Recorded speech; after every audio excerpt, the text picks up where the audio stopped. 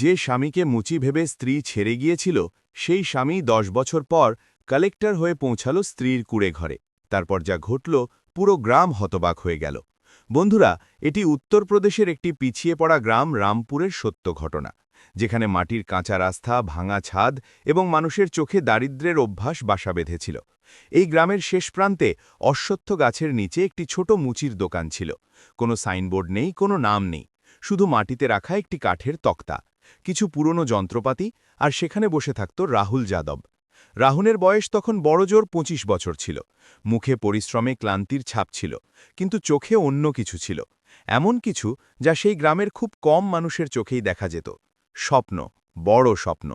সে সারাদিন মানুষের ছেঁড়া চপ্পল সেলাই করত আর সন্ধ্যায় হাত ধুয়ে একটি পুরনো বই খুলে বসত। গ্রামবাসীরা হাসাহাসি করত, মুচির ছেলে বই পড়বে। কিন্তু রাহুল কিছুই বলত না, শুধু মুচকি হাসত। রাহুলের মা গঙ্গাদেবী প্রায়ই তাকে দেখতেন এবং চুপচাপ চোখের জল মুছতেন। তিনি জানতেন তার ছেলে শুধু চপ্পল সেলাই করছে না, সে তার ভাগ্যকেও জোড়া লাগানোর চেষ্টা করছে। এই গ্রামেই থাকত রাধা, সুন্দরী, শিক্ষিতা এবং স্বপ্নে বিভোর। সে শহরের জীবন পছন্দ করত, পরিষ্কার জামাকাপড়, সম্মান এবং এমন এক জীবন যেখানে মানুষ তাকে দেখে মাথা নত করবে। যখন রাহুল আর রাধার বিয়ে ঠিক হল, তখন গ্রামে কানাকানি শুরু হল। মেয়েটা ভালো, কিন্তু ছেলেটা তো মুচি। রাধার বাবা হরিশঙ্কর অনেক ভেবেছিলেন, পরিস্থিতি ভালো ছিল না, সম্বন্ধ কম আসছিল আর বয়স বেড়ে যাচ্ছিল। শেষ পর্যন্ত তিনি বিয়ের জন্য হ্যাঁ করে দিলেন। বিয়ে খুব ধুমধাম করে হয়নি, কোনো ঢোল বাদ্য বাজেনি, শুধু গ্রামের কয়েকজন মানুষ, সামান্য মিষ্টি আর এক রাশ প্রত্যাশা। রাধা ভেবেছিল বিয়ের পর হয়তো সব বদলে যাবে, কিন্তু পরিবর্তন শুধু প্রত্যাশাতেই ছিল, বাস্তবে নয়। বিয়ের কয়েকদিনের মধ্যেই রাধা বুঝতে পারল যে রাহুল সেই মুচিই রয়ে গেছে। সকালে দোকান, দুপুরে দোকান, সন্ধ্যায় দোকান, বাড়িতে সেই একই দারিদ্র্য, সেই টানাটানি। রাধার কাছে এই জীবনটা দুর্বিষহ মনে হতে লাগল। গ্রামের মহিলারা বলাবলি করত, দেখ, অমুকের পুত্রবধূ শহর থেকে শাড়ি এনেছে, তার স্বামীর সরকারি চাকরি আছে। আর রাধা চুপচাপ তার ভেঙে যাওয়া স্বপ্নগুলোকে গুটিয়ে রাখত। রাহুল বোঝানোর চেষ্টা করত, রাধা, আমাকে একটু সময় দাও, আমি কিছু একটা হয়ে দেখাব। কিন্তু রাধার ধৈর্য দিন দিন কমে যাচ্ছিল। একদিন গ্রামে পঞ্চায়েত বসেছিল, কোনো এক বিষয় নিয়ে পুরো গ্রাম জড়ো হয়েছিল। তার মাঝেই কেউ একজন মজা করে বলল, কিরে রাহুল, তোর দোকান কি খুব ভালো চলছে নাকি? চারিদিকে হাসির রোল পড়ে গেল। রাধার মুখ লাল হয়ে গেল। বছরের পর বছর ধরে জমে থাকা রাগ, লজ্জা আর অন্যের সাথে তুলনা একসঙ্গে বেরিয়ে এলো। সে সবার সামনে রাহুলের দিকে তাকালো এবং সেই কথাগুলো বলে ফেলল যা হয়তো তারও বলা উচিত হয়নি। আমি ভেবেছিলাম একজন স্বামী পাব, এখানে তো শুধু একজন মুচি পেয়েছি। পুরো গ্রাম হতবাক হয়ে গেল। রাহুল কিছুই বলল না। সে রাধার দিকে তাকালো, তারপর নিচের দিকে, মাটির দিকে। সেই মুহূর্তে তার চোখে জল ছিল না, শুধু কিছু একটা ভেঙে যাওয়ার শব্দ ছিল। সেই রাতেই রাধা ঘর ছাড়ল, বাবার বাড়ি চলে গেল, পেছনে ফিরে না তাকিয়েই। রাহুল অনেকক্ষণ ফাঁকা ঘরে বসে রইল। মা এক কোণে চুপচাপ দাঁড়িয়েছিলেন। তিনি ছেলের কাঁধে হাত রাখলেন, কিন্তু কিছুই বললেন না। শব্দগুলোও হয়তো গরিব ছিল। পরদিন সকালে গ্রামে খবর ছড়িয়ে পড়ল, মুচির বউ তাকে ছেড়ে চলে গেছে। কিছু মানুষ হাসল, কেউ কেউ করুণা করল, আর কেউ বলল এটাই তো হওয়ার ছিল। সেদিন রাহুল দোকানে বসল না, সে অশ্বত্থ গাছের নিচেই বসে রইল, তার সেই ভাঙা চপ্পলগুলোর মাঝেই, যেখান থেকে সব শুরু হয়েছিল। সূর্য অস্ত যাচ্ছিল এবং রাহুলের চোখ থেকে প্রথমবারের মতো জল গড়িয়ে পড়ল। আর সেই রাতে ছেঁড়া চপ্পলের মাঝে বসে রাহুল প্রথমবার কাঁদল, আর সেখান থেকেই তার জীবন নতুন মোড় নিল।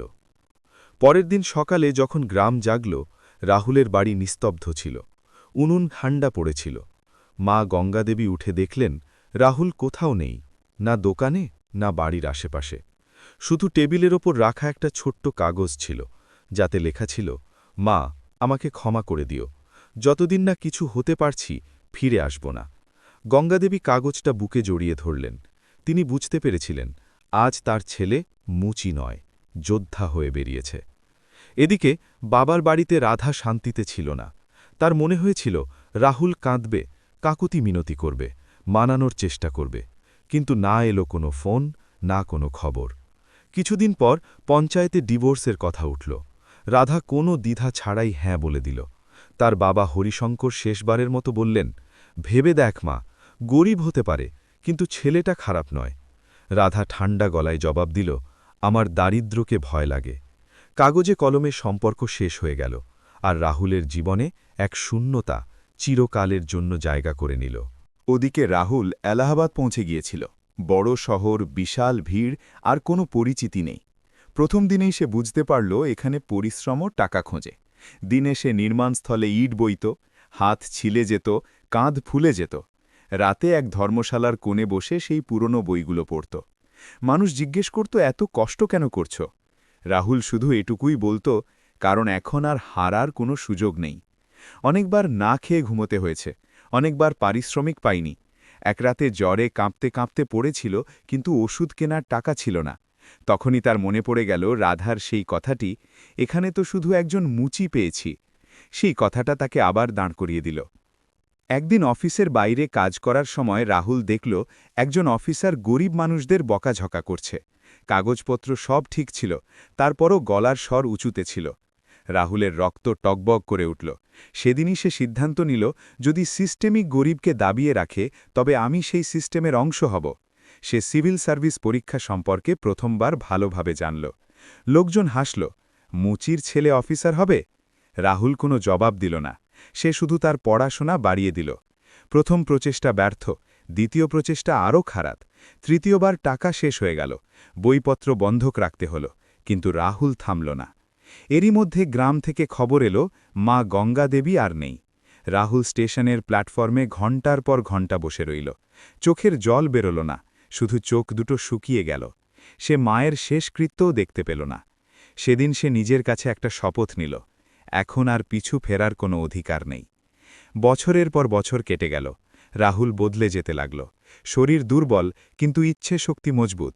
অবশেষে 10ম বছরে রেজাল্ট বেরোল। তালিকায় 8টি নাম জলজল করছিল। রাহুল যাদব, সেই মুচি, সেই অপমান, সেই ছেঁড়া চপ্পল।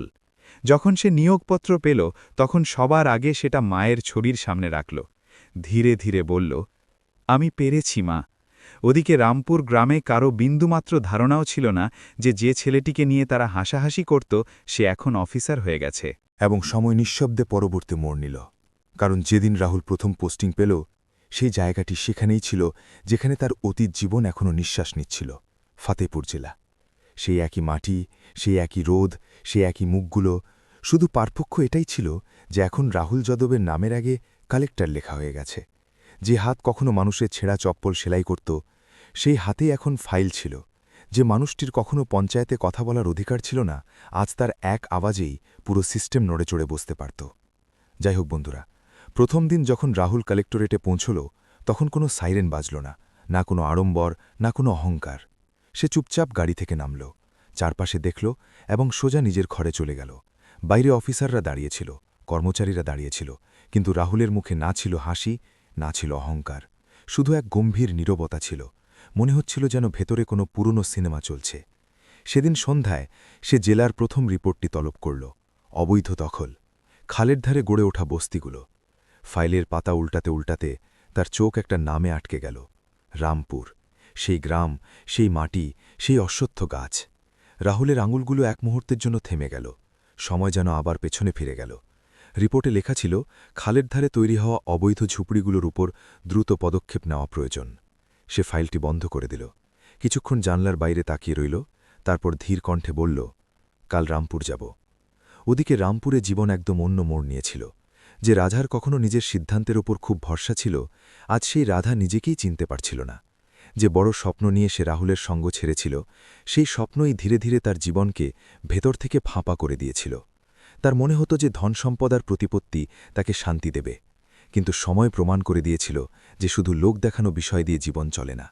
রাহুলকে ছাড়ার কিছু সময় পর রাধা দ্বিতীয় বিয়ে করেছিল। ছেলেটির নাম ছিল বিকাশ সিনহা। বাইরে থেকে দেখতে সবকিছু খুব ভালো লাগছিল। শহরে বাড়ি, টাকার কোনো অভাব নেই, মানুষের সামনে সম্মান। রাধার মনে হয়েছিল এবার তার জীবন ঠিক পথে ফিরেছে। কিন্তু সত্যিটা খুব বেশি দিন লুকিয়ে থাকতে পারল না। বিয়ের প্রথম বছরেই আসল রূপ সামনে চলে এলো। বিকাশ মদ খেতে শুরু করল, ছোট ছোট কথায় রাগ করত, গায়ে হাত তুলত, আর ধোঁকা দেওয়া তার অভ্যাসে পরিণত হয়ে গেল। ধীরে ধীরে বাড়ির সমস্ত জিনিসপত্র বিক্রি হতে লাগল। প্রথমে গয়না গেল, তারপর জমি, আর শেষে বাড়িটাও। রাধা প্রতিদিন ভাঙতে থাকল, কিন্তু এখন ফিরে যাওয়ার কোনো রাস্তা ছিল না। এক রাতে বিকাশ কিছু না বলেই ঘর থেকে বেরিয়ে গেল, আর তারপর আর কখনো ফিরে আসেনি। না কোনো খবর, না কোনো ঠিকানা। রাধার কাছে না স্বামী বাঁচল, না সম্মান, না কোনো অবলম্বন। যখন সে বাবার বাড়ির দরজায় কড়া নাড়ল, তখন সেখান থেকেও তাকে ফিরিয়ে দেওয়া হলো। সবাই হাত তুলে নিল, আর শেষ পর্যন্ত সেই রাধা, যে কখনো সম্মান আর উঁচু জীবনের স্বপ্ন দেখত, খালের ধারে তৈরি হওয়া একটি ছোট্ট কুমেঘরে এসে থাকতে বাধ্য হল। সেই রামপুরি ছিল, সেই দারিদ্র্যই ছিল, কিন্তু এখন পার্থক্য এটাই ছিল যে দেখার চোখগুলো অবনত ছিল এবং মাথা লজ্জার পূর্ণ ছিল। দিনগুলো কোনো মতে কাটত। দুবেলার রুটি জোগাড় করাই সবচেয়ে বড় চিন্তার বিষয় হয়ে দাঁড়িয়েছিল। তখনই একদিন গ্রামে খবর ছড়িয়ে পড়ল যে কালেক্টর সাহেব আসছেন। খবর শুনতেই পুরো গ্রামে তোলপাড় শুরু হয়ে গেল। মানুষ ভয় পেয়ে গেল, বিশেষ করে তারা যারা খালের ধারে কুঁড়ে ঘরে থাকত। সবার মনে হচ্ছিল যে এবার বুলডোজার চলবে আর সবকিছু ধ্বংস হয়ে যাবে। রাধাও এই খবর শুনল। তার মন ভেঙে গেল। সে নিজেকে বলল, কালেক্টর আসবে, কুঁড়ে ঘর ভেঙে যাবে, তারপর কোথায় যাব? সেই রাতে তার ঘুম এলো না। এপাশ ওপাশ করতে লাগল। বারবার রাহুলের মুখ চোখের সামনে ভেসে উঠতে লাগল। সেই সহজ সরল মুখ, সেই নীরবতা। সে নিজেকে বকা দিয়ে ভাবল, এখন সে কি করবে? সে তো মুচেই ছিল। পরের দিন সকালে সরকারি গাড়িগুলো গ্রামের দিকে এগোল। ধুলো উড়তে লাগল। মানুষ রাস্তার দুপাশে দাঁড়িয়ে গেল। সবার নজর ছিল সামনের গাড়িটার দিকে। সামনের গাড়িটা থামতেই ড্রাইভার দরজা খুলে দিল, এবং যে লোকটি বাইরে বেরোল তাকে দেখে পুরো গ্রাম হতবাক হয়ে গেল। রাধার হাত থেকে জলের ঘুঁটি ফসকে মাটিতে পড়ে গেল। তার বুক ধরফর করতে লাগল। চোখ বিস্ময়ে বড় বড় হয়ে গেল। সাদা শার্ট, সাধারণ প্যান্ট, মুখে সেই পুরনো গাম্ভীর্য, সেই মুখ যাকে সে কখনো অপমানের নজরে দেখেছিল। পার্থক্য শুধু এটুকুই ছিল যে এখন সেই মুখের সাথে একটি পরিচয় যুক্ত হয়ে গেছে, কালেক্টর রাহুল যাদব। ভিড়ের মধ্যে কেউ একজন ফিসফিস করে বলল, আরে, এ তো সেই মুচি রাহুল। রাধার কানে যেন শোরগোল বাজতে লাগল। তার পা কাঁপছিল। সে কুঁড়েঘরের বাইরে দাঁড়িয়েছিল, চাইলেও নিজেকে লুকাতে পারছিল না। তার চোখ নিচু হয়ে গেল। রাহুলের নজরও তার উপর পড়ল, মাত্র এক মুহূর্তের জন্য। চোখে কোনো বিস্ময় ছিল না, না ছিল মুখে কোনো ভাবান্তর। সে না থেমেই এগিয়ে গেল। সরকারি অফিসাররা ফাইল খুলতে শুরু করল। বুলডোজার সেখানেই দাঁড়িয়েছিল। পুরো গ্রামের মানুষের শ্বাস আটকে ছিল। রাহুল প্রথমে পুরো গ্রামটা দেখল, তারপর খালের দিকে নজর দিল, তারপর কুঁড়েঘরগুলোর দিকে একবার তাকাল, আর সবশেষে সেই কুঁড়েঘরটার দিকে যেখানে রাধা দাঁড়িয়েছিল। সে অফিসারের কাছ থেকে ফাইলটা নিল, মন দিয়ে পড়ল, আর কলম তুলে নিল। সেই মুহূর্তে রাধার মনে হল, এবার যা হতে চলেছে তা শুধু আইনের সিদ্ধান্ত হবে না, বরং তার অতীতের পুরো হিসাব হবে। কারণ এখন সামনে কোনো মুচি দাঁড়িয়েছিল না, এখন সামনে জেলা কালেক্টর দাঁড়িয়েছিল। পুরো রামপুর গ্রাম যেন শ্বাস আটকে দাঁড়িয়েছিল। খালের ধারে দাঁড়িয়ে থাকা কুঁড়েঘরগুলোর সামনে সরকারি অফিসার, ফাইলপত্র, পুলিশ, আর একটু দূরে দাঁড়িয়ে থাকা বুলডোজার, সবকিছু যেন কোনো এক সিদ্ধান্তের অপেক্ষায় ছিল। রোদ কড়া ছিল, কিন্তু তার চেয়েও বেশি কড়া ছিল মানুষের হৃদস্পন্দন। সবার দৃষ্টি শুধু একজন মানুষের ওপরই আটকে ছিল, রাহুল যাদব। রাহুল আবারও পুরো গ্রামটা দেখল, সেই রাস্তা, সেই মাটি, সেই মুখগুলো। কিন্তু এখন তার চোখে কোনো অভিযোগ ছিল না, শুধু এক অদ্ভুত স্থিরতা ছিল। সে শান্ত স্বরে অফিসারকে জিজ্ঞেস করল যে এই পদক্ষেপ কোন নিয়মের অধীনে নেওয়া হচ্ছে। অফিসার আইনের ধারাগুলো জানালেন, ফাইলে আঙুল ঘোরালেন এবং কুঁড়েঘরগুলোকে অবৈধ ঘোষণা করলেন। সবকিছুই ঠিক ছিল, কাগজপত্রের হিসাব অনুযায়ী। রাধা দূরে দাঁড়িয়ে সবকিছু দেখছিল। তার গলা শুকিয়ে কাঠ হয়ে গিয়েছিল। সে জানত এই কুঁড়েঘর যদি ভেঙে যায় তবে তার আর যাওয়ার কোনো জায়গা থাকবে না। বাবার বাড়ি তাকে আগেই তাড়িয়ে দিয়েছে, দ্বিতীয় স্বামী জীবন থেকে পালিয়েছে, এবং আজ তার সামনে দাঁড়িয়ে আছে সেই মানুষটি যাকে সে একদিন সবার সামনে মুচি বলে ছেড়ে গিয়েছিল। তার মনে একটাই কথা ঘুরপাক খাচ্ছিল, আজ বদলা সম্পূর্ণ হবে। রাহুল একটা কুঁড়েঘরের কাছে গিয়ে দাঁড়িয়ে থাকা এক বৃদ্ধের কুশল সংবাদ নিল। কোনো এক বাচ্চার মাথায় হাত রাখল, কোনো এক মহিলার কথা মন দিয়ে শুনল। তাকে অফিসারের চেয়ে মানুষ বেশি মনে হচ্ছিল। গ্রামবাসীরা অবাক ছিল, তারা এমন অফিসার আগে কখনো দেখেনি। তারপর রাহুলের নজর সরাসরি রাধার ওপর পড়ল। এবার আর শুধু এক মুহূর্তের জন্য নয়, এবার সে থামল। রাধার চোখ নিচু হয়ে গেল, পা আপনা আপনিই এগিয়ে গেল। সে কাঁপতে কাঁপতে রাহুলের সামনে এসে দাঁড়াল। চারপাশে নীরবতা ছিল, কেউ কোনো কথা বলছিল না। এমনকি হাওয়াও যেন থেমে গিয়েছিল। রাধার গলার স্বর খুব নিচু ছিল। রাহুল। সে প্রথমবার তাকে নাম ধরে ডাকল, সেই নাম যা সে 10 বছর ধরে নিজের ভেতর চেপে রেখেছিল। রাহুল কোনো উত্তর দিল না, না রাগ, না কটাক্ষ, না হাসি। রাধার চোখ থেকে জল পড়তে শুরু করল। আমার ভুল হয়ে গিয়েছিল, অনেক বড় ভুল। সে ভাঙা গলায় বলল, আমাকে ক্ষমা করে দাও। পুরো গ্রাম শ্বাস আটকে দাঁড়িয়েছিল। সবার মনে হল এবার রাহুল কথা বলবে, কিছু একটা বলবে, হয়তো সেই কথাগুলোই ফিরিয়ে দেবে যা তাকে একদিন বলা হয়েছিল। কিন্তু রাহুল চুপ রইল। তার নীরবতা যে কোনো শাস্তির চেয়েও বেশি ভারী ছিল। সে ফাইল চেয়ে পাঠাল, মনোযোগ দিয়ে পড়ল, তারপর দ্বিতীয় ফাইলটি আনাল, আইনের ভাষায় কিছু কথা জিজ্ঞেস করল। অফিসাররা অবাক হয়ে গেল, এই পদক্ষেপ এত তাড়াতাড়ি কিভাবে বাতিল হয়ে যাচ্ছে। রাহুল নির্দেশ দিল যে খালের সীমানা যেন আবার মাপা হয়। পুরনো রিপোর্টে ভুল ধরা পড়ল। কুড়েঘরগুলো সরকারি জমি থেকে একটু সরেছিল, আইনের আওতার মধ্যেই পড়ছিল। বুলডোজার বন্ধ করে দেওয়া হলো। গ্রামে এক স্বস্তির গুঞ্জন উঠল। মানুষ স্বস্তির শ্বাস ফেলল।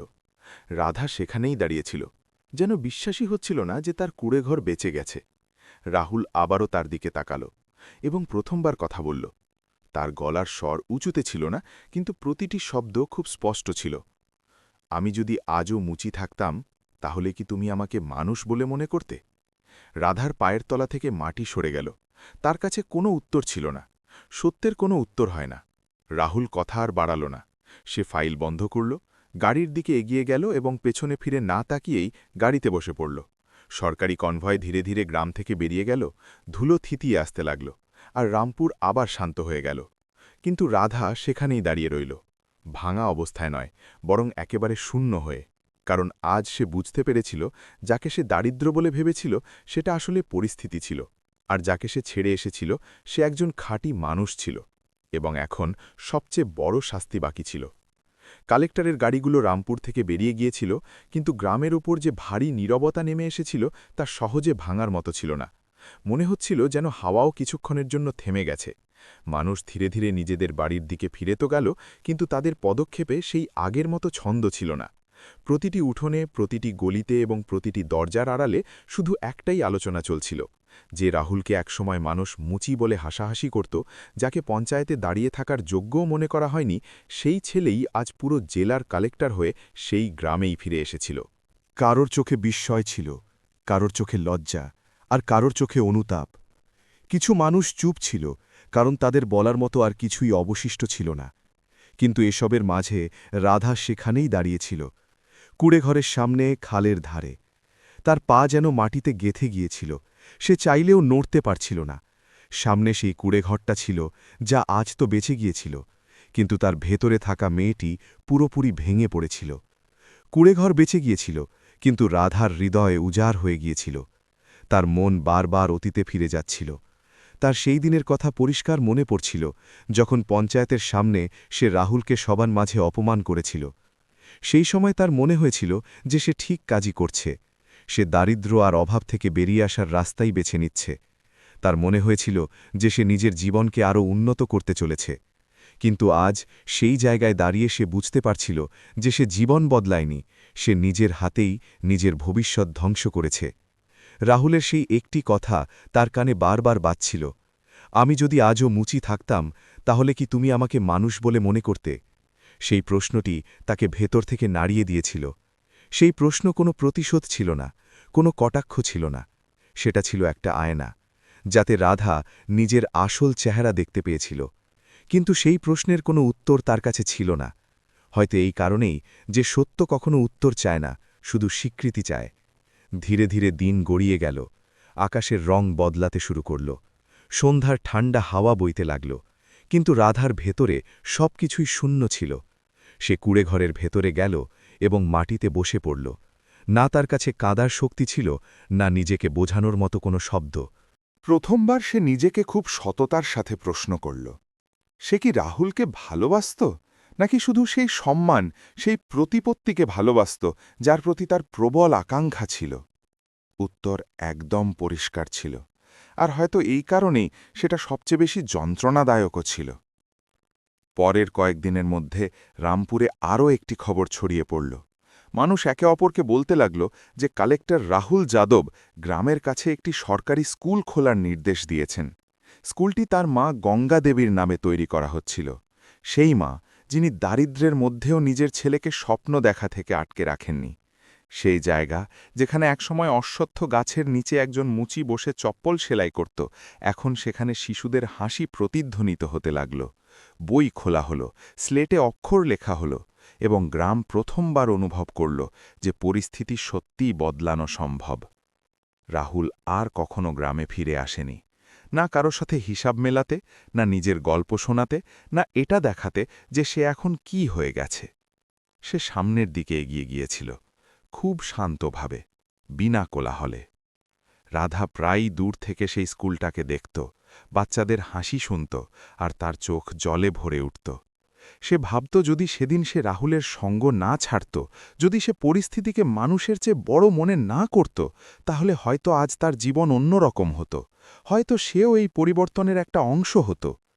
কিন্তু জীবনে কিছু দরজা এমন হয় যা একবার বন্ধ হয়ে গেলে আর দ্বিতীয়বার খোলে না, সামনে যতই আলো থাকুক না কেন। সময় কাটতে লাগল, ঋতু বদলালো, বছর পেরিয়ে গেল।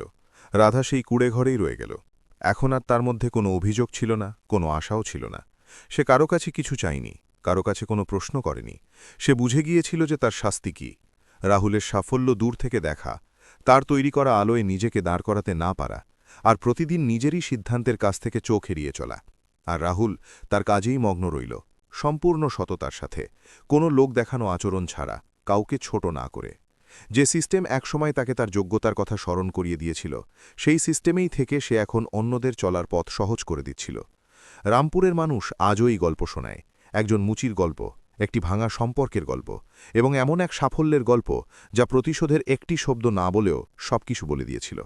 কারণ কখনো কখনো মানুষকে শাস্তি দেবার জন্য প্রতিশোধ নেওয়া জরুরি হয় না, তার নীরব সাফল্যই সবচেয়ে বড় শাস্তি হয়ে দাঁড়ায়। বন্ধুরা, এই গল্পের সবচেয়ে বড় শিক্ষা এটাই যে মানুষের মূল্য তার বর্তমান পরিস্থিতি দিয়ে নয়, তার ইচ্ছে শক্তি দিয়ে নির্ধারিত হয়। যে মানুষটিকে আজ নিচে দেখা যাচ্ছে, সেই মানুষটি কাল অনেক উঁচুতে পৌঁছাতে পারে।